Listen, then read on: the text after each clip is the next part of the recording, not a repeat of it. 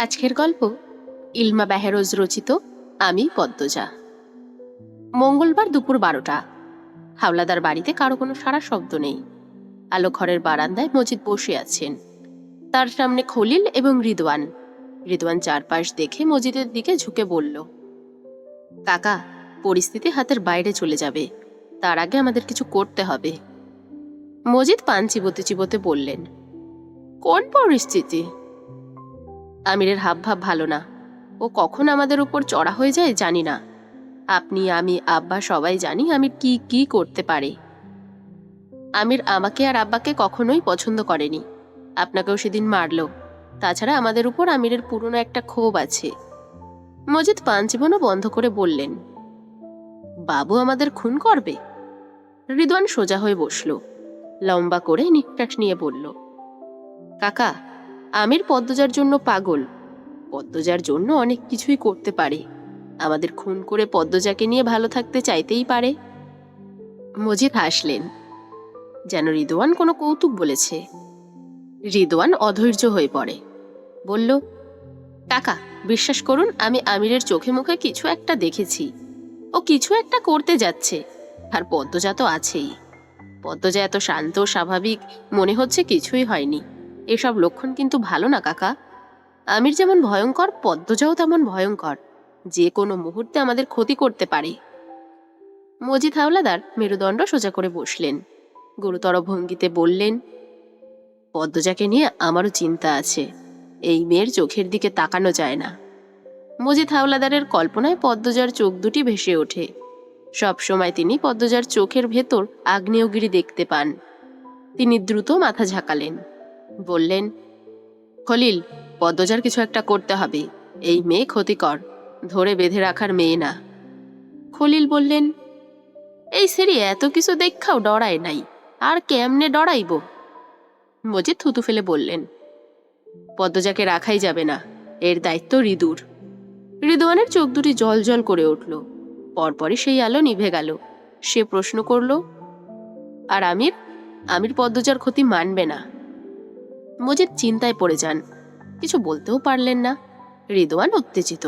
সে chair ছেড়ে মজিদের পায়ের কাছে বসল, বলল, কাকা, গত পরশু যা হলো, আমির জানতে পারলে আপনাকে, আমাকে আর আব্বাকে কাউকে ছাড়বে না।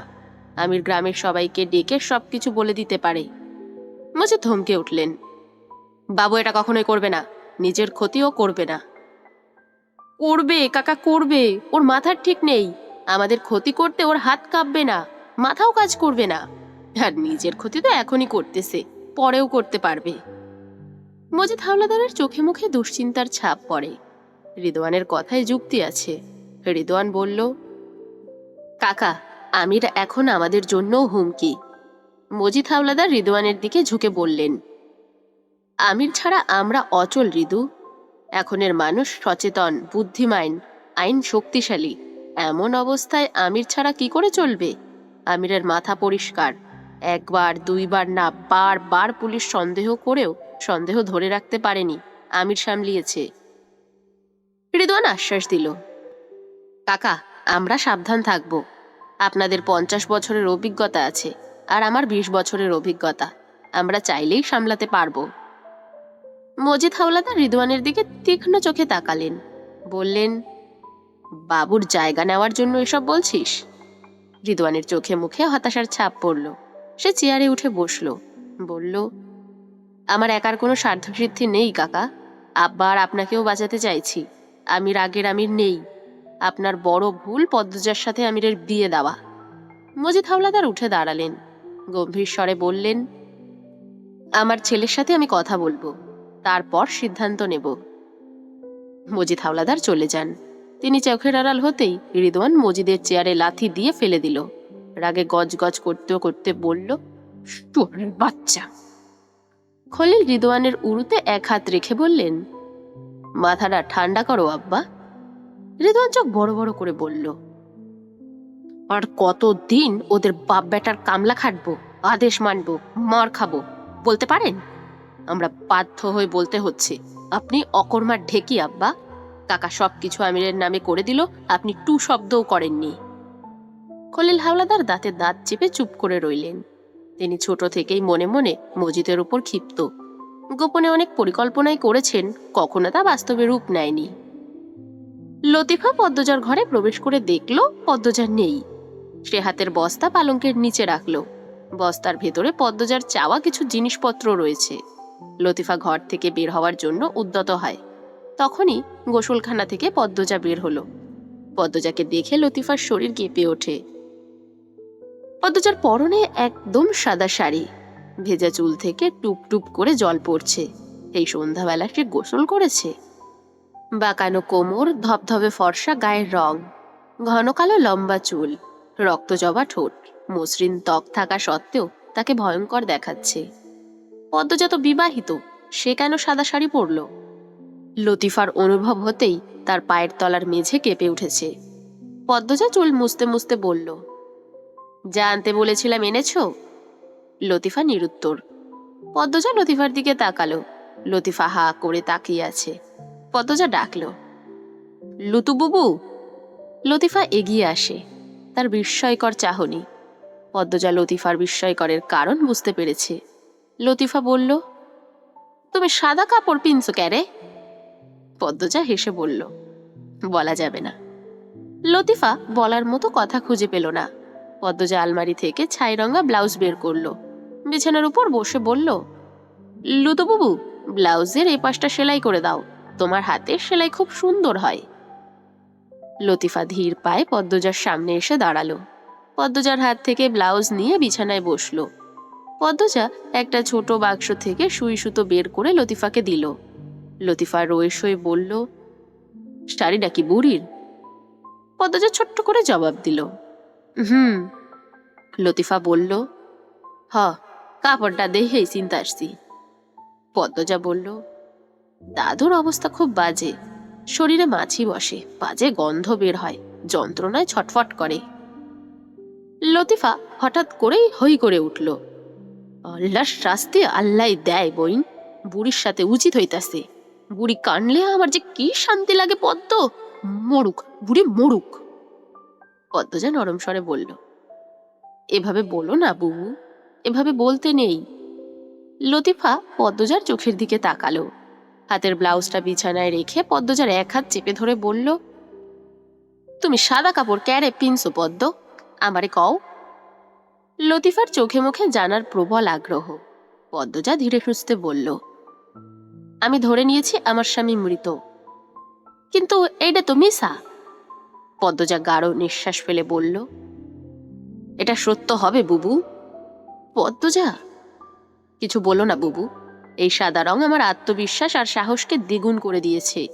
সারা জীবন ভয় চুপ থেকেছ, অন্যায়কে পাপকে সমর্থন করেছ, এবার অন্তত থেকো না। মরতে তো হবে তাই না? কবরে কি জবাব দেবে? লতিফা মাথা নিচু করল। ক্ষণমুহূর্ত পর বলল, আমি তো কইছি তোমার সব কথা মাইন্নে চলাম, এখনো কইতাছি সব মাইন্না চলাম। এবার বলো, যা আনতে বলেছিলাম এনেছো? হ, আনছি, পালঙ্কের নিচে রাখছি। পদ্মজা পালঙ্কের নিচ থেকে বস্তা বের করে মেঝেতে বসলো। লতিফা ব্লাউজ সেলাই করা শুরু করে। পদ্মজা বস্তার ভেতর থেকে দুটো রামদা, একটা চাপাতি বের করলো। লতিফা বলল, পদ্ম, আমার অনেক ডর লাগতাছে। পদ্মজা রামদায়ের আগা দেখতে দেখতে বলল, কি জন্য? তুমি যদি না পারো তোমারে ওরা মাইরা ফেলবে। লতিফার কণ্ঠে ভয়। পদ্মজা ঘাড় ঘুরিয়ে লতিফার দিকে তাকালো। তার চোখ মুখের রং পাল্টে গেছে। পদ্মজা বলল, আজ অনুশীলন করব, দেখা যাক আমার হাত কতটা সাহসী। কথা শেষ করেই পদ্মজা হাসল। লতিফার অশান্তি হচ্ছে, সামনে কি হবে সে জানে না, কিন্তু যাই হোক খুব খারাপ হবে। পদ্মজা চাপাতি হাতে নিয়ে লতিফাকে ডাকলো, বুবু। ক পদ্ম? জসিম গতকাল থেকে তোমার পিছনে ঘুরঘুর করছে দেখলাম। লতিফার মনোযোগ সেলাইয়ে। সে সেলাই করতে করতেই বলল, জসিম আমারে খারাপ প্রস্তাব দিছে, ডর দেখাইছে, রাজি না হইলে জৈর কইরা নাকি খারাপ কাম করব। ধর্ষণের হুমকি দিল? হুম। জসিম হাবু কতদিন ধরে কাজ করে এখানে? অনেক বছর, 10-12 বছর তো হইবই। পদ্মজা চাপাতি দিয়ে রামদাই মৃদু আঘাত করে বলল, হাবু তো এখন নাই, তাহলে শুরুটা জসিমকে দিয়েই হোক। লতিফা চুপ রইল। তার কাছে খুন স্বাভাবিক ব্যাপার। অনেক খুন সে নিজের চোখেই দেখেছে, তাই খুন খারাপিতে তার ভয় নেই। কিন্তু এইবার ভয় হচ্ছে, খুব ভয় হচ্ছে। পদ্মজা সরাসরি কিছু বলেনি, তবে বোঝা যাচ্ছে সে কি করতে চলেছে। যদি পদ্মজা ধরা পড়ে যায় তখন কি হবে? লতিফা ঢোক গিলল, সেলাইয়ে মন দেওয়ার চেষ্টা করলো। পদ্মজা প্রশ্ন করল, মগা কি এসবের সাথে জড়িত? মগা অনেক ভালা পদ্ম, বাড়ির টুকটাক কাম করে বেক্কেলের মতো, আর খালি ঘুমায়। ওর ভিতরে প্যাচগোছ নাই। বাড়ির ভেতর কখনো মেনিয়ে আসা হয়নি? বাইসা আছে এমন আনে নাই, মরা আনছে। পদ্মজা চমকে তাকালো, প্রশ্ন করল, মৃত মেয়ে দিয়ে কি করে? লতিফা দরজার দিকে তাকালো। পদ্মজা দ্রুত উঠে যায় দরজা বন্ধ করতে। তারপর লতিফার সামনে এসে বসলো। লতিফা বলল, যে সেরি বেশি সুন্দর থাহে, জানে মরার পরেও রিদওয়ান ভাইজানে তারে ছাড়ে না। মরা মানুষের শরীরের উপর টান খলিল কাকারও আসিল। রিদওয়ান ভাইজানেও এই স্বভাব পাইছে। পদ্মজার গা গুলিয়ে ওঠে, বমি গলায় চলে আসে। সে এক হাতে মুখ চেপে ধরল, ঘৃণায় তার চোখ জলে ছলছল করে ওঠে। লতিফা বলল, ঋতু ভাইজানে কয়দিন আগেও বস্তাত ভৈরা এক শরীরে বাড়ির ছাদে আনছিল। 3 তলা ঘরের দরজায় তালা আসিল, তাই ছাদে গেছিল। পরে আমি চাবি লইয়া গেছি, বস্তা থাইক্কা রক্ত পড়ছিল। শীতের মাঝে কাইপ্পা কাইপ্পা আমি রক্ত ধুইছি। পদ্মজা কোনো মতে বলল, তখন আমি এখানে ছিলাম। হ, পূর্ণা আর মৃদুল ভাইজানেও আসিল। পদ্মজা এক হাত কপালে ঠেকিয়ে বলল, আল্লাহ, তাও আমার চোখে পড়েনি।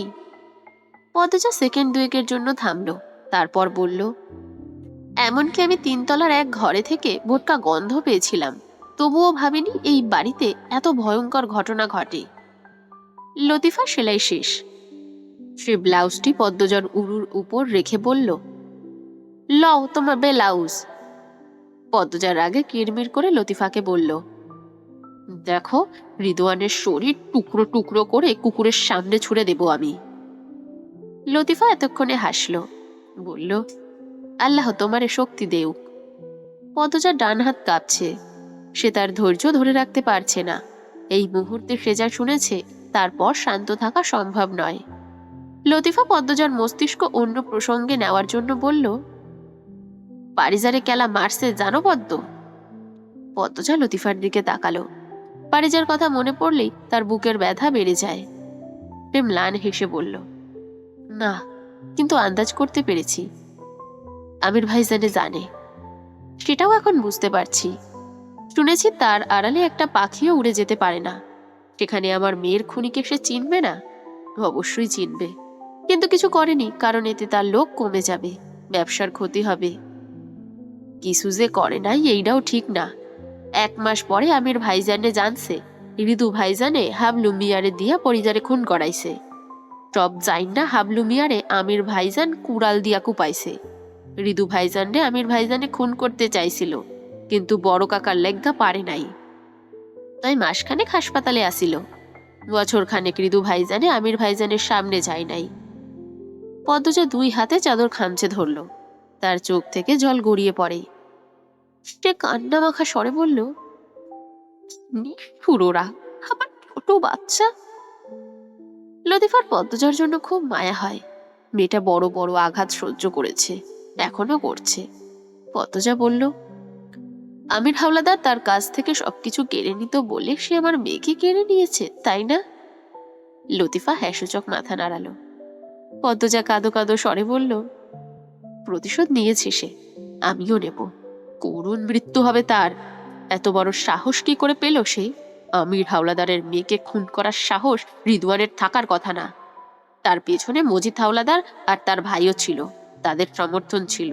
সে জানতো তাকে বাঁচানোর জন্য ঢাল হবে তারা। লতিফা বিচলিত হয়ে বলল, কান্দো না পদ্ম, আর কান্দো না। পদ্মজা 2 হাতে চোখের জল মুছে বলল, কাঁদবো না আমি। আমার ছোট মেয়ে জান্নাতে তার নানুর সাথে আছে, সে সুখেই আছে। এই জগতে তার না থাকাটাই ভালো হয়েছে বুবু। পদ্মজাকে যত দেখে তত অবাক হয় লতিফা। এই নারী কিসের তৈরি? এত যন্ত্রণা, এত দুঃখ নিয়েও মাথা উঁচু করে দাঁড়িয়ে আছে। গ্রামবাসীর ছি চিৎকার তাকে দুর্বল করতে পারেনি। যতবার ভেঙে যায় ততবার চোখের জল মুছে নতুন উদ্যমে বেঁচে ওঠে। লতিফা দ্বিধাভরা কণ্ঠে বলল, আমি তোর একবার জড়াইয়া ধরি পদ্ম। লতিফা ঘর ছেড়ে বেরিয়ে গেছে অনেকক্ষণ। এশার নামাজ আদায় করে পদ্মজা ঘর থেকে বের হলো। দরজার পাশে জসিম নেই। একটু আগেই সে জসিমের কাশি শুনেছে। কোথায় গেল? অন্দরমহল অন্ধকারে ছেয়ে আছে। সন্ধ্যার পর বিদ্যুৎ চলে যাওয়ার ব্যাপারটা বিরক্তকর। বাড়িতে সারা শব্দও নেই, কখনোই থাকে না।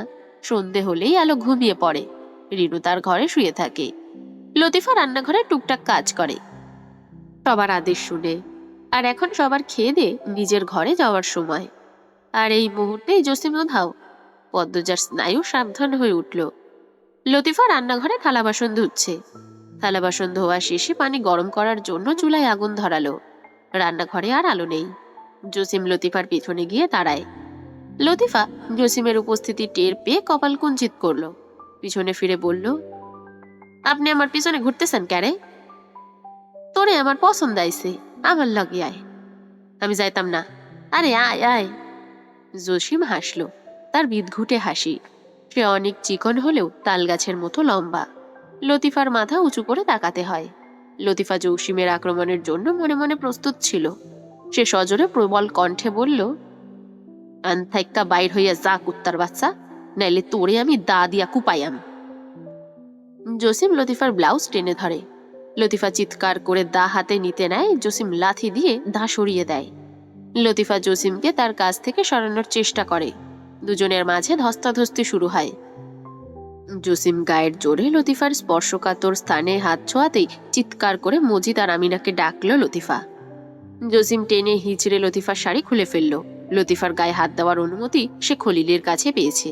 যদিও খলিল বলেছিল বাড়িতে কিছু না করতে, কিন্তু জসিম সে কথা শোনেনি। ফলে তার ভয়ানক পরিণতি হয় তার। সাদা শাড়ির আবরণে আচ্ছাদিত পদ্মজা রান্নাঘরের দরজার সামনে এসে দাঁড়ায়। তার হাতে রামদা। লতিফা পদ্মজাকে দেখে জসিমকে দুই হাতে শক্ত করে জড়িয়ে ধরে। পদ্মজা শক্ত করে রামদা ধরল। তারপর, চড়ের বাচ্চা মর বলে পিছন থেকে জসিমের গলায় কোপ বসালো।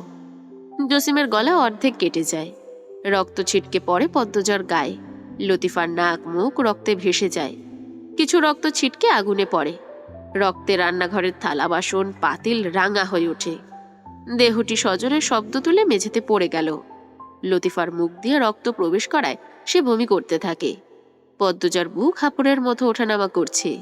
সে চোখ বুজে লম্বা করে নিঃশ্বাস নিয়ে স্থির হলো। তারপর লতিফার দিকে তাকিয়ে মৃদু হেসে বলল, এটা কিন্তু আমার দ্বিতীয় শিকার ছিল। পদ্মজা রামদা হাতে নিয়ে অন্দরমহল থেকে বের হলো। রামদা থেকে চুইয়ে চুইয়ে রক্ত পড়ছে।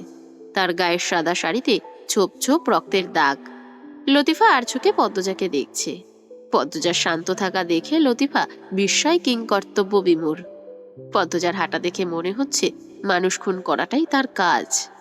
লতিফা নিজের কপালের ঘাম মুছে মিনমিনিয়ে বলল, জসিমের লাশটা কি তা করাম? পদ্মজা কলপারে পা রেখে শান্ত স্বরে বলল, এত বড় দেহ দুজন মিলে কিছুই করতে পারবো না। রিদওয়ান কুকুরটা ঘরে আছে না? লতিফার খুব ঘাম হচ্ছে। সে বিড়বিড় করে বলল, তোমারে দেখা আমার ডর লাগতাছে পদ্ম। লতিফার কথা কানে আসতেই পদ্মজা হাসলো, বলল, তুমি কখনো খুন করনি? পদ্মজা শীতল চোখে তাকায়। লতিফা মাথা নাড়িয়ে বলল, না, করি নাই। শুধু দেখেছ? হ।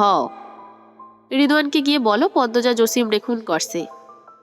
কলপারের এক পাশে সাদা রঙের বালতি ভর্তি পানি রয়েছে। পদ্মজা বালতির পাশে বসলো। পদ্মজার কথা শুনে লতিফার বুক ছ্যাদ করে ওঠে। সে দুই কদম এগিয়ে এসে চাপা স্বরে বলল, এইটা কি তাকাও পদ্ম, ঋতু ভাইজানে জানলে? লতিফাকে কথার মাঝে থামিয়ে দিয়ে পদ্মজা বলল, কিছুই হবে না, বরং লাশটা সরিয়ে ফেলতে সাহায্য করবে। পদ্মজা রামদা বালতির ভেতরে রাখল। সঙ্গে সঙ্গে সাদা পানি লাল হয়ে ওঠে। লতিফা কথা বলছে না, চুপ করে দাঁড়িয়ে আছে। সে দ্বিধাগ্রস্ত। পদ্মজা লতিফার চোখের সামনে তাকিয়ে বলল, যা বলেছি করো বুবু। লতিফা জবাবে কিছু বলল না। সে উল্টো দিকে ঘুরে অন্দরমহলে চলে গেল। চারিদিকে অন্ধকার, তবে আকাশে চাঁদ আছে। জোনাকি পোকারা অনর্থক গল্প করে যাচ্ছে। তাদেরও কি পদ্মজার মতো শীত অনুভব হয় না? শিশির পড়ছে, মৃদু বাতাসও রয়েছে। তীব্র ঠান্ডায় মাটিও যেন কাঁপছে, শুধু কাঁপছে না পদ্মজা। শীতের দানব তার শরীর ভেদ করে ভিতরে ঢুকতে পারছে না। পদ্মজার বুকের ভেতরটা একটা উষ্ণ অনুভূতি ছুটে বেড়াচ্ছে। সেই উষ্ণ অনুভূতি শীতের দানবের বিরুদ্ধে রুখে দাঁড়িয়েছে। রামদায়ে লেগে থাকা জানোয়ারের রক্ত ধুয়ে পরিষ্কার করে নেয় পদ্মজা। তারপর অন্দরমহলে যাওয়ার জন্য উঠে দাঁড়ালো। অন্দরমহলের সদর দরজার দিকে ফিরে তাকাতেই রিদওয়ানের দেখা মিলল। রিদওয়ান তার দিকেই ছুটে আসছে, চোখে মুখে ক্রোধ স্পষ্ট। পদ্মজা মেরুদণ্ড সোজা করে দাঁড়ালো, ঠোঁটে হাসি ফুটিয়ে রিদওয়ানকে স্বাগত জানালো। রিদওয়ান নিঃশ্বাসের গতিতে এক হাতে পদ্মজার গলা চেপে ধরে বলল, বেশ্যা, মরার ইচ্ছা জাগছে তোর? পদ্মজা রিদওয়ানকে বাধা দিল না। সে ঠোঁটে হাসি ধরে রাখল। রিদওয়ান পদ্মজার হাসি দেখে ভড়কে যায়। পরক্ষণেই রেগে গিয়ে আরো জোরে চেপে ধরে পদ্মজার গলা। কিরমির করে বলল, জন্মের মতো হাসি বন্ধ করে দেব। পদ্মজার চোখ উল্টে আসতেই রিদওয়ান পদ্মজার গলা ছেড়ে দিল। পদ্মজা 2-3 বার কাশল। তারপর রিদওয়ানের চোখের দিকে তাকিয়ে হঠাৎ শব্দ করে হেসে দিল। রিদওয়ানের শরীর রাগে কাঁপছে। সে পদ্মজার ব্যবহারে হতভম্ব। পদ্মজার চোখে মুখে ভয়ের বিন্দু মাত্র ছাপ নেই। রিদওয়ান দ্রুত গতিতে অন্দরমহলে চলে গেল। লতিফা দরজার সামনেই দাঁড়িয়েছিল। রিদওয়ান চলে যেতেই লতিফা দৌড়ে আসে পদ্মজার কাছে। লতিফাকে দেখে পদ্মজা কোনো কারণ ছাড়াই বলল, শিকার তাকে বলে যাকে আমরা হত্যা করার উদ্দেশ্যে আঘাত করি। লতিফা শুধু ড্যাব ড্যাব করেই চেয়ে রইল। খলিল টয়লেটে যাচ্ছিলেন। রিদওয়ানকে অস্থির হয়ে মজিদ হাওলাদারের ঘরের দিকে যেতে দেখে তিনি থমকে দাঁড়ালেন। রিদওয়ান মজিদের ঘরের সামনে এসে দাঁড়ালো। দরজায় জোরে শব্দ করল। সে ঘন ঘন নিঃশ্বাস ফেলছে, অস্থির হয়ে আছে। মজিদ হাওলাদার সবে মাত্র শুয়েছেন। দরজায় এত জোরে শব্দ হওয়াতে খুব বিরক্ত হলেন। তিনি চোখে চশমা পরে দরজা খুললেন। ততক্ষণে খলিল হাওলাদারও সেখানে উপস্থিত হয়েছেন। তিনি রিদওয়ানকে ডাকলেন, রিদু আব্বু। রিদওয়ান ঘাড় ঘুরিয়ে খলিলকে একবার দেখল। দরজা গোলার শব্দ হতেই সে সামনে তাকায়। মজিদ কিছু বলার পূর্বে রিদওয়ান 2 হাত ঝাঁকিয়ে মজিদকে বলল, আমার কথা তো কোনোদিন শুনেন না। পদ্মজা কি করছে খবর রাখছেন? খলিল 2 তলায় ওঠা সিঁড়িতে তাকিয়ে বললেন, এই সেরি আবার কোন কাম করলো? মজিদ উৎসুক হয়ে রিদওয়ানের দিকে তাকালেন। রিদওয়ান এক হাত দিয়ে অন্য হাতের তালুতে থাপ্পড় দিয়ে বলল, খুন করছে, খুন। জসিমের গলা কেটে রান্নাঘরে ফেলে রাখছে। মজিদ ও খলিল চমকালেন। রিদওয়ানের গলায় জোর বাড়িয়ে বলল, খুন করেও একদম স্বাভাবিক আছে, মনে ভয় ডর নাই।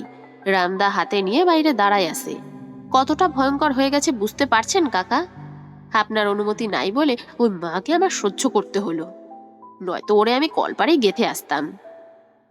মজিদ হাওলাদার কি বলবেন বুঝে উঠতে পারছেন না। আচমকা এমন একটা খবর পেয়ে তিনি অপ্রস্তুত হয়ে পড়েছেন। রিদওয়ান গলার জোর আরো বাড়ালো, পদ্মজার হাতে অস্ত্র উঠে গেছে কাকা, অস্ত্র। ওদিকে আমিরের খবর নাই। পাতাল ঘরের দরজায় নতুন তালা দিয়ে চাবি নিয়ে ভেতরে বসে আছে। খাবারও কেউ নিয়ে যায় না, নিতেও আসে না। ভেতরে ও কি করতেছে তাও জানি না। ও নিজে মরবে, আমাদেরও মারবে। পরিস্থিতি হাতের বাইরে চলে যাচ্ছে। আমির, পদ্মজা দুজনই আমাদের জন্য হুমকি কাকা, বুঝতেছেন না কেন? আজকের ঘটনার পরও কি বুঝবেন না? সময় থাকতে আপনি দুজনের কবর খোঁড়ার অনুমতি দেন। বৃহস্পতিবার দুপুর 1:40। পূর্ণা দুপুরের নামাজ আদায় করে লাহারি ঘরের চেয়ে কিছুটা দূরে অবস্থিত গোলাপ গাছটির পাশে বসে রয়েছে। গোলাপ গাছটি তার ভীষণ প্রিয়। এই গাছটি তার মন খারাপের সঙ্গী, একাকিত্বের সঙ্গী। প্রেমা পূর্ণার পেছনে এসে দাঁড়ালো, কিন্তু পূর্ণা টের পেল না। সে অন্যমনস্ক। তার ঠোঁটে লেগে আছে মিষ্টি হাসি। প্রেমা পূর্ণার কাঁধে হাত রাখে। পূর্ণা চমকে উঠল। প্রেমাকে দেখে মুখে 3 বার থুতু দিল। তারপর বলল, ভয় দেখাইলি কেন? কখন ভয় দেখালাম? কখন ভয় দেখালাম, হ্যাঁ? প্রেমা ভ্রু কুঞ্চন করল। পূর্ণা বলল, কি দরকার বল? পূর্ণার ব্যবহার দেখে বিরক্তি ধরে গেছে প্রেমার। সে তীব্র বিরক্তি নিয়ে বলল, বড় আম্মা খেতে ডাকছে। যা, আমি আসছি। আমার সাথে আসো। পূর্ণা রাগ নিয়ে বলল, যেতে বলছি, যা তো। তুমি কি ভাবছিলে? মুচকি মুচকি হাসছিলে কেন? তোকে বলতে হবে? প্রেমা দৃঢ় কণ্ঠে বলল, হ্যাঁ, বলতে হবে। পূর্ণা মোড়া ছেড়ে উঠে দাঁড়ালো, বলল, তর্ক করবি না, থাপ্পড় দিয়ে দাঁত ফেলে দিব। সবসময় ঝগড়া করো কেন? আমি করি নাকি তুই বেয়াদবি করে আমাকে রাগাস? প্রেমা গাল ফুলিয়ে চলে যেতে নিল। তখনই পূর্ণা চট করে প্রেমাকে পিছন থেকে জড়িয়ে ধরল। প্রেমা পূর্ণাকে ধাক্কা দিয়ে সরানোর চেষ্টা করে বলল, ছাড়ো, লাগবে না আমার আদর। পূর্ণা প্রেমাকে শক্ত করে ধরে রাখে। প্রেমার কাঁধে থুতনি রেখে আহ্লাদি স্বরে বলল, কাল তো সারা জীবনের জন্য চলেই যাব, রাগ করে না লক্ষ্মী বোন। পূর্ণার কথা শুনে প্রেমা চুপ হয়ে যায়। ঘাড় ঘুরিয়ে পূর্ণার দিকে তাকালো, অবাক হয়ে প্রশ্ন করে বলল, কোথায় যাবা? পূর্ণা ঠোঁট কামড়ে হাসলো। প্রেমা জোর করে পূর্ণার থেকে ছুটে যায়। একটু দূরত্ব রেখে দাঁড়ালো। পূর্ণা সারা জীবনের জন্য চলে যাবে শুনে প্রেমা বিচলিত হয়ে পড়েছে। সে প্রশ্ন করলো, বলো, কোথায় যাবা? পূর্ণা হাত দিয়ে ঢেউয়ের মতো করে বলল, অনেক দূরে। জায়গার নাম নেই? পূর্ণা হাসলো। তার চোখে মুখে খুশি উপচে পড়ছে। প্রেমার ধৈর্যের বাঁধ ভাঙার পথে। পূর্ণা বলল, বিকেলে জানতে পারবি। এখন বললে কি সমস্যা? পূর্ণা হঠাৎ চোখ মুখ কঠিন করে বলল, বেশি কথা বলিস না, আম্মা ডাকতেছে না খেতে, চল। কিন্তু পূর্ণা প্রেমাকে ধাক্কা দিয়ে দাঁড়া দিল, চল চল। বারান্দায় পা রাখার পূর্বে পূর্ণা ঘাড় ঘুরিয়ে গেটের দিকে তাকালো। তার ভেতরে বাহিরে বসন্তের কোকিল কুহু কুহু করে ডাকছে। মনের বাগানে ফুটেছে শত রঙের ফুল। সেই ফুলের মিষ্টি ঘ্রাণে তলিয়ে যাচ্ছে সে। হারিয়ে যাচ্ছে বারংবার ফেলে আসা অনাকাঙ্ক্ষিত মধুর ক্ষণে। সেদিন পূর্ণা হাওলাদার বাড়ি থেকে ফিরতেই মোড়ল বাড়ির উঠোনে বসে পড়ে।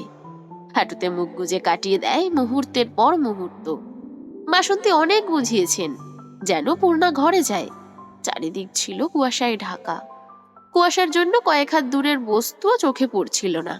এমত অবস্থায় পূর্ণা উঠোনে শিশির ভেজা মাটিতে বসেছিল। প্রেমা, প্রান্ত কেউই কিছু বুঝতে পারেনি। বাসন্তী কেঁদে বলেছেন, আমি তোর আপন মা না, এজন্য আমার কথা শুনিস না। তাতেও পূর্ণার ভাবান্তর হলো না। সে যে বসে আছে তো আছেই, পাথর হয়ে গেছে। না শীত না বাসন্তীর কান্না কিছুই ছুতে পারেনি। বিচ্ছেদের যন্ত্রণা তাকে গ্রাস করে ফেলেছে। মা সমতুল্য বড় বোনের সাথে মনোমালিন্য, ভালোবাসার পুরুষের সাথে বিচ্ছেদ কি করে সহ্য করবে? কি করে? বুকের ভেতরটায় আগুন দাউ দাউ করে জ্বলছে। সে কি করে তা বাসন্তীকে দেখাবে?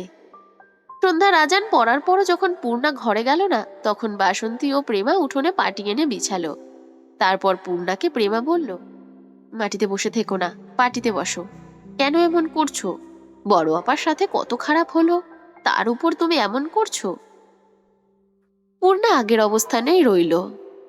বড় আপার সাথে কত খারাপ হলো? কথাটি শুনে তার দুই গাল দিয়ে জল গড়িয়ে পড়ে।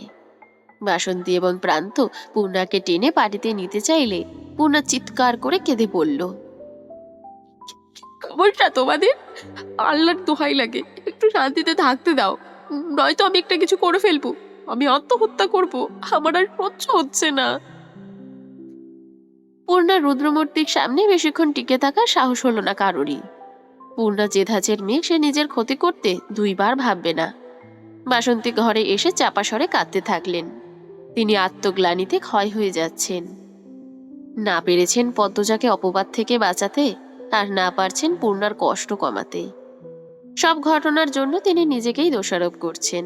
বারবার মনে হচ্ছে হেমলতা থাকলে এসব কিছুই হতো না। বাসন্তী মা হিসেবে নিজেকে ব্যর্থ মনে করছেন। প্রেমা বাসন্তীকে কাঁদতে দেখেও দূরে দাঁড়িয়ে রইল। তার নিজেরও বুক ভারী হয়ে আছে। গ্রামবাসী ছি চিৎকার করছে। বাড়ি বই এসে যা তা বলে যাচ্ছে। বড় বোন পদ্মজার সাথে মৃত মা হেমলতাকেও তারা ছাড়ছে না। সাথে মৃদুল পূর্ণার নাম তো আছেই। কিশোরী এই ছোট মনে আর কতক্ষণ সহ্য ক্ষমতা ধরে রাখা যায়? প্রেমার চোখ দুটি ছলছল করে ওঠে। চোখের জল গড়িয়ে পড়ার আগ মুহূর্তে মুছে ফেলল সে। চারপাশ গাঢ় অন্ধকারে ডুবে গেছে। পূর্ণা উঠান ছেড়ে তার প্রিয় গোলাপ গাছটির পাশে এসে বসলো। গাছের পাতা আলতো করে ছুঁয়ে দিতেই 2 ফোঁটা শিশির ঝরে পড়ে মাটিতে। প্রেমা পূর্ণার জন্য অপেক্ষা করতে করতে বারান্দার ঘরেই ঘুমিয়ে পড়েছে। বাসন্তী বারান্দার মুখে মোড়া নিয়ে বসে আছেন। পূর্ণাকে বাইরে রেখে তিনি ঘরে থাকতে পারবেন না। নিজের অজান্তে এক সময় চোখ লেগে যায়। প্রান্ত টয়লেটে যাওয়ার জন্য বের হয়েছিল। লাহারি ঘরের চারপাশ অন্ধকারে তলিয়ে আছে দেখে সে এগিয়ে আসে। অন্ধকারের জন্য পূর্ণাকে তার চোখেই পড়ছে না, তাই সে রান্নাঘর গিয়ে একটা হারিকেন জ্বালিয়ে নিয়ে আসে। তারপর পূর্ণার পাশে এসে বলল, আপা, ঘরে চলো। পূর্ণা রুক্ষ চোখে তাকায়, কাটকাট কণ্ঠে বলল, যা এখান থেকে। তাও প্রান্ত কিছুক্ষণ দাঁড়িয়ে থাকে। এরপর পূর্ণার চেয়ে কিছুটা দূরে থাকা মুরগির খুপির উপর হারিকেন রেখে সে চলে যায়। রাত গভীর থেকে গভীরতর হয়। পূর্ণা গোলাপ গাছটি ছেড়ে লাহারি ঘরের বারান্দায় যায়। সেখান থেকে আবার গোলাপ গাছের সামনে আসে। রাত বাড়ার সাথে সাথে কষ্টগুলো মাথা চাড়া দিয়ে উঠছে। আক্ষেপের ভারে শরীর ভার হয়ে আসছে। লাল বেনারসি পরার স্বপ্ন কি স্বপ্নই রয়ে যাবে? পায়ে আলতা দেওয়া হবে না? হবে না একটা সংসার, যে সংসারে মৃদুল হবে কর্তা আর সে হবে কর্ত্রী? মৃদুল কেন তাকে বুঝলো না? মৃদুল কি তাকে ভালোবাসেনি? কখনো মুখ ফুটে কেন বলেনি ভালোবাসার কথা? অসহ্য যন্ত্রণায় তার ইচ্ছে হচ্ছে নিজের চুল ছিঁড়ে ফেলতে। গা ছমছমে পরিবেশ, নিস্তব্ধতায় ঘিরে আছে চারপাশ। বৃষ্টির ফোঁটার মতো শিশির পড়ছে। লাহারি ঘরে টিনের ছাদে টুপ টুপ শব্দ হচ্ছে। পূর্ণার শরীর মৃত মানুষের মতো ঠান্ডা হয়ে গেছে, মৃদু কাঁপছেও। তবুও তার ইচ্ছে হচ্ছে না ঘরে যেতে। হঠাৎ একজোড়া পায়ের শব্দ কানে এসে ধাক্কা দেয়। পূর্ণা থমকে যায়। সে টের পায় কেউ একজন তার চেয়ে কয়েক হাত দূরে এসে দাঁড়িয়েছে। পূর্ণা চট করে উঠে দাঁড়ালো।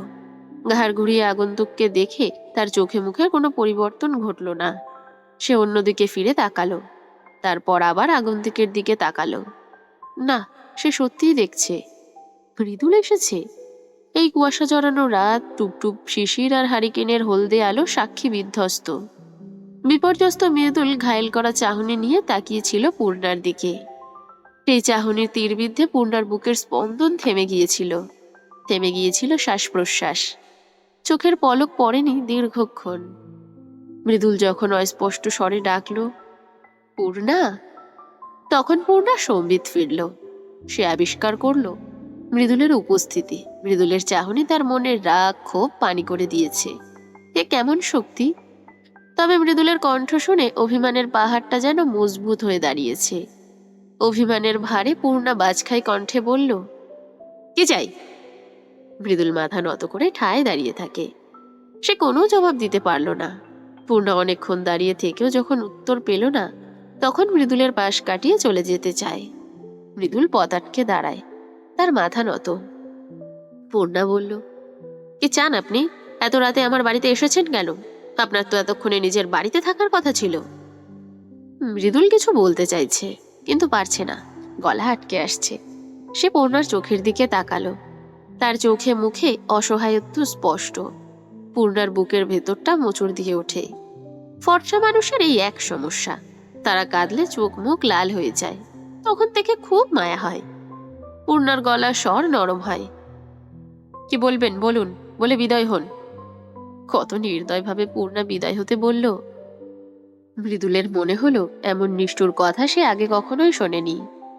সঙ্গে সঙ্গে মৃদুলের চোখ থেকে জল গড়িয়ে পড়ে। সে তার ভুলের ক্ষমা কিভাবে চাইবে বুঝতে পারছে না। সারাদিন সে অসহনীয় যন্ত্রণার মধ্যে কাটিয়েছে। হাড়ে হাড়ে টের পেয়েছে পূর্ণাকে শুধু মন নয়, তার সুখের চাবিও দিয়ে বসে আছে। কখন কি করে তার এত বড় ক্ষতি হয়ে গেল সে বুঝতেও পারেনি। ভেবেছিল পূর্ণাকে এই মুখ আর দেখাবে না, কিন্তু রাতের আধার পাহাড়সম যন্ত্রণার সুচ নিয়ে যখন তার উপর ঝাঁপিয়ে পড়ে, সে আর স্থির থাকতে পারল না।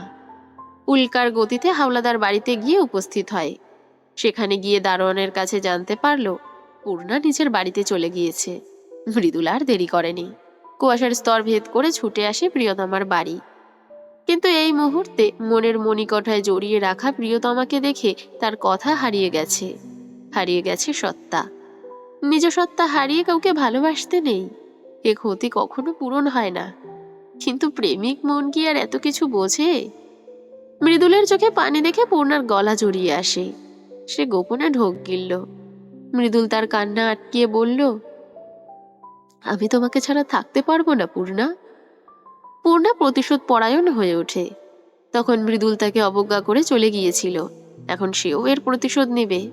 পূর্ণা বলল, কিন্তু আমি আপনাকে চাই না। আমার সাথে যাকে মানায় না, আমি তার ধারে কাছেও থাকতে চাই না। পূর্ণার উচ্চারিত এক একটা শব্দ মৃদুলের বুক ছেড়ে ফুটো করে দেয়। সে পূর্ণার দিকে এক পা বাড়িয়ে বলল, আমি তখন বুঝি নাই, আমি আমি আমার রাগ সামলাইতে পারি নাই। মৃদুলের কথার ধরন এলোমেলো। সে ভীষণ অস্থির। সে যেন নিজের মধ্যে নেই। পূর্ণা এত সহজে নরম হওয়ার পাত্রী নয়। সে তার তেজ ঊর্ধ্বে রেখে বলল, কৈফিয়ত দেওয়ার জন্য কষ্ট করে কালো মেয়ের কাছে আসতে গেলেন কেন? রাতের কালো আধারে কালো মেয়েটাকে কি দেখা যাচ্ছে? মৃদুল কি বলবে কি করবে বুঝতে পারছে না। আচমকা সে পূর্ণার কোমর জড়িয়ে ধরে হাঁটু গেড়ে বসে পড়ল। ঝরঝর করে কেঁদে ফেলল। হঠাৎ যেন পাহাড়ের শক্ত মাটির দেওয়াল ভেঙে ঝর্ণধারা ভেঙে গেল। পূর্ণার পায়ের তলার মাটি শিরশির করে ওঠে। মাথা চক্কর দিয়ে ওঠে। সর্বাঙ্গে ঠান্ডা স্রোত বয়ে যায়, যেন মাথার উপর বরফের পাহাড় এসে ধসে পড়েছে। মৃদুল কান্না মাখা স্বরে বলল, আমি কখন এমন হয়ে গেলাম পূর্ণা? তুমি আমারে কোন নদীতে নিয়ে ঝাঁপ দিলা? নদীর একুলো পাই না, ওকুলো পাই না। তুমি আমার হাত ছাইড়া দিলেই মরণ। ধইরা রাখো আমারে। মৃদুলের আকুল আবেদন শুনে পূর্ণার বুকের পাঁজর ব্যথায় টনটন করে ওঠে। তার অভিমানের পাহাড় মুহূর্তেই ধসে যায়। মৃদুল কখন তাকে এত ভালোবেসে ফেললো? এই জাদু কখন হলো? এভাবে কোনো প্রেমিক কাঁদতে পারে? পূর্ণা মৃদুলের সামনে বসলো। তার চোখ দুটি আবারও জলে পূর্ণ হয়ে ওঠে। সে মৃদুলের এক হাতে শক্ত করে ধরল। মৃদুল বলল, পূর্ণা, আমি আর কোনোদিন এমন করতাম না, কোনোদিন না। এইবারের মতো মাফ কইরা দাও। যদি আর এমন করি, তুমি আমারে আমার লুঙ্গি দিয়া শ্বাস আটকাইয়া খুন কইরো। মৃদুলের কথা শুনে পূর্ণার মনের আকাশের মেঘ কেটে যায়। সে মৃদুলের হাতের উপর কপাল ঠেকিয়ে হাসতে হাসতে কান্না করে দিল। বিচ্ছেদের পরের পুনর্মিলন এত মধুর হয় কেন? পূর্ণার ইচ্ছে হচ্ছে মৃদুলকে নিয়ে দূরে কোথাও হারিয়ে যেতে। শেষ রাতের বাতাস শাঁসা করে উঠছে। লাহারি ঘরের বারান্দার চৌকিতে বসে আছে মৃদুল পূর্ণা। দুজনের মাঝে এক হাত দূরত্ব। হাড় কাঁপানো শীত। পূর্ণা ঠক ঠক করে কাঁপছে। মৃদুল মৃদু ধমকের স্বরে বলল, তখন দেখা কইতাছি, ঘরে যাও। পূর্ণা কাঁপছে ঠিকই, তবে তার মুখে হাসি। সে ঠোঁটে হাসি ধরে রেখেই বলল, কাঁপতে ভালো লাগে আমার। অসুস্থ হইয়া যাইবা তো। তোরের মরা মানুষের মতো ঠান্ডা হইয়া গেছে। কিছু হবে না। মৃদুল পূর্ণাকে দেখে অবাক হচ্ছে। একটা মানুষ এমন তীব্র ঠান্ডা কি করে সহ্য করতে পারে? ফজরের আজান পড়ার খুব বেশি সময় নেই। ফজরের আজানের পূর্বে মৃদুলকে তার আত্মীয়র বাড়িতে পৌঁছতে হবে। ফরজের নামাজের পরেই ট্রেন আসবে। মৃদুল চৌকি থেকে নেমে বলল, আমি যাই এখন। মৃদুলের কণ্ঠে জড়তা। সে যেতে চাইছে না। পূর্ণা চৌকি থেকে নেমে মৃদুলের পাশে এসে দাঁড়ালো। মৃদুলের চোখের দিকে তাকিয়ে বলল, আসবেন তো? মৃদুল পূর্ণার খুব কাছে এসে দাঁড়ালো। পূর্ণার দুই গালে হাত রেখে বিভ্রম নিয়ে বলল, বৃহস্পতিবার বিকেলের মধ্যেই আইসা পড়মু। আর শুক্রবার আমার এই রানীর সাথে আমার নিকাহ হইব। মৃদুল নিকাহ শব্দটা খুশিতে বাকবাকম হয়ে উচ্চারণ করে। পূর্ণা বলল, আপনার আম্মা রাজি না হলে? পুরা দুই নারে এক পাশে রাখা শুক্রবার আমি তোমারে বিয়া করাম। বিয়ার শাড়ি গয়না সব নিয়ে আসুম। তুমি খালি প্রহর গুনতে থাও। পূর্ণার খুশিতে কান্না পাচ্ছে। 3 দিন পর সেও বউ সাজবে, মৃদুলের বউ হবে। সুদর্শন বাউন্ডুলে রাগী ছেলেটার বউ। ভাবতেই বুকের ভেতর শিহরণ বয়ে যাচ্ছে। মৃদুল আমুদে গলায় বলল, এখন যাও, লেপের তলে ঢুইকা ঘুম দাও। তোমারে ধরছি না সাপড়ে ধরছি বুঝা যাইতেছে না, এত ঠান্ডা। যাও ঘরে যাও। টর্চ নিয়ে আসেননি? অন্ধকারে যাবেন কি করে? মৃদুল চুল ঝাঁকে দিয়ে ভাব নিয়ে বলল, আমি মিয়া বংশের স্যারা। দুই না তেমন কিছু নাই যে আমার পথ আটকাইব। যেমনে আইসি অমনেই জামু। পূর্ণা ফিক করে হেসে দিল। গেটের কাছাকাছি এসে পূর্ণা বলল, তাড়াতাড়ি আসবেন কিন্তু, আমি অপেক্ষা করব। মৃদুল হেসে মাথা নাড়ালো, ইশারায় আশ্বস্ত করলো সে তাড়াতাড়ি আসবে। গেটের কাছে গিয়ে মৃদুল ফিরে তাকালো। বুকের ভেতরটা কেমন যেন করছে। মনে হচ্ছে কিছু একটা বলা হয়নি, সেই কথাটি না বললে বড় ভুল হয়ে যাবে। মৃদুল পূর্ণার সামনে এসে দাঁড়ালো, খুব কাছাকাছি। পূর্ণা উৎসুক হয়ে আছে, কেউ কি যেন শুনতে চাইছে। মৃদুল তার শুকনো ঠোঁট জিভ দিয়ে ভেজালো, তারপর ডাকলো, পূর্ণা। মৃদুলের কথার সাথে মুখ থেকে ধোঁয়া বের হয়। পূর্ণা স্থির হয়ে তাকিয়ে আছে। মৃদুল পূর্ণাকে একবার দেখলো, তারপর লাহারি ঘরের দিকে তাকালো, তারপর আবারও পূর্ণার দিকে তাকিয়ে বলল, তুমি ছাড়া এই পৃথিবীর সুখ আমার জন্য হারাম হইয়া যাক পূর্ণা। মৃদুলের প্রতিটি কথা এত মধুর কেন মনে হচ্ছে পূর্ণার? তারা যেন নতুন কোনো জগতে চলে এসেছে, যেখানে শুধু সে, মৃদুল, প্রেম, প্রেম আর প্রেম। পরক্ষণেই মৃদুল বলল, ভালোবাসি না কইলে হয় না, কইতেই হয়। পূর্ণা চোখে জল নিয়ে হেসে ওঠে। তার রেশমি কালো চুল মৃদু বাতাসে উড়ছে। কুয়াশার আবছা আলোয় শ্যামবর্ণের পূর্ণাকে আবেদনময় মনে হচ্ছে। রাতের অন্ধকারের নিজস্ব ক্ষমতা আছে। রাত মানুষের মনের অনুভূতিকে সযত্নে জাগ্রত করে তোলে। মৃদুলের উপর রাত তার নিজস্ব ক্ষমতা ফলায়। ফলস্বরূপ মৃদুলের মনের জানালায় উকি দেয় নিষিদ্ধ সব আবদার। যখন মৃদুলের মনের চাওয়া বুঝতে পারল সে, জোরে নিঃশ্বাস ফেলে হঠাৎ করে বলে উঠল, শয়তান শয়তান। ওরা হতভম্ব হয়ে যায়। সে চোখ মুখ বিকৃত করে বলল, শয়তানকে? আমি? মৃদুল অপ্রস্তুত হয়ে পড়ে। সে বলে, না না, তুমি হইবা কেন? মৃদুল চোখ ঘুরিয়ে চারপাশ দেখতে দেখতে আবারও বলল, দেখো, আমার চারপাশে শয়তান ঘুরতাছে। পূর্ণা মৃদুলের চারপাশ দেখে বলল, কোথায়, কিভাবে দেখলেন? মৃদুল অসহায় চোখে তাকায়, অনেকক্ষণ তাকিয়েই থাকে, তারপর বলল, আমার তোমারে চুমু খাইতে ইচ্ছা করতাছে, এইটা তো শয়তানের কাম। মৃদুলের সহজ সরল স্বীকারোক্তি। পূর্ণার কান গরম হয়ে যায়, লজ্জায় চোখ নামিয়ে ফেলে।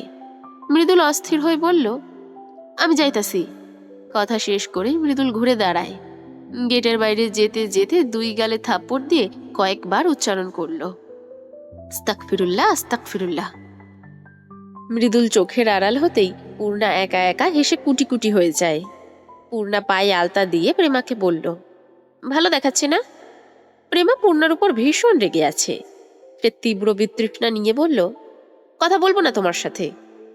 ও মা, আমি আবার কি করলাম? আম্মা এত রান্না বান্না করছে, আর তুমি পুরো বাড়ি নতুন করে গুছালে, এখন আবার সাজতে বসেছ। কেন এসব হচ্ছে সেটা বলছো না কেন? পূর্ণা ঠোঁট টিপে হাসল।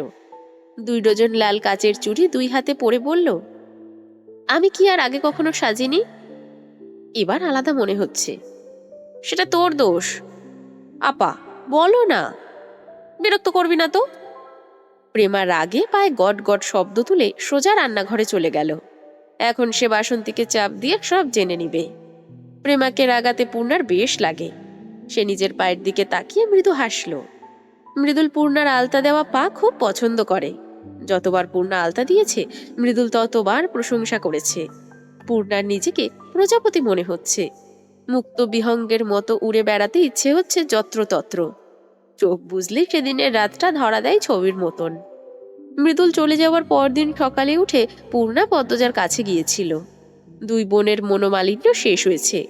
পূর্ণার মুখে সব শুনে পদ্মজা ভীষণ খুশি হয়েছে। মাঝে একদিনের বেশি সময় চলে গেল।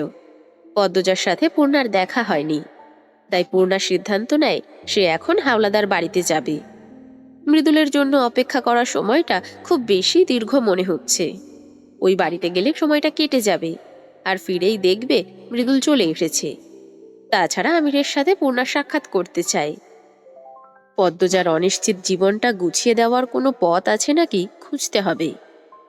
পূর্ণা মাথায় ঘোমটা টেনে নিল, তারপর চিৎকার করে বাসন্তীকে বলল, বড় আম্মা, আপার কাছে যাচ্ছি। রান্নাঘর থেকে বাসন্তীর জবাব আসে, যাস না এখন। কিন্তু চঞ্চল পূর্ণা কি কারো কথা শোনার মেয়ে? সে দৌড়ে পালাতে চায়। গেটের কাছে এসেই হোঁচট খেয়ে পড়ে যায়। বড়ই কাঁটা পড়েছিল, সেই কাঁটা তেরচাভাবে পূর্ণার হাতে প্রবেশ করে। কিঞ্চিত রক্ত বেরিয়ে আসে, তাতেও দমবার পাত্রী নয় সে। কাঁটা বের করে দ্রুত মোড়ল বাড়ি ছাড়ল। বেশ কিছুক্ষণ হাঁটার পর পূর্ণার মনটা হঠাৎ করেই বিতৃষ্ণায় ভরে ওঠে। সে ঘাড় ঘুরিয়ে মোড়ল বাড়ির দিকে তাকালো। গাছগাছালির ফাঁক ফোকর দিয়ে তাদের ঘরের ছাদটা দেখা যাচ্ছে।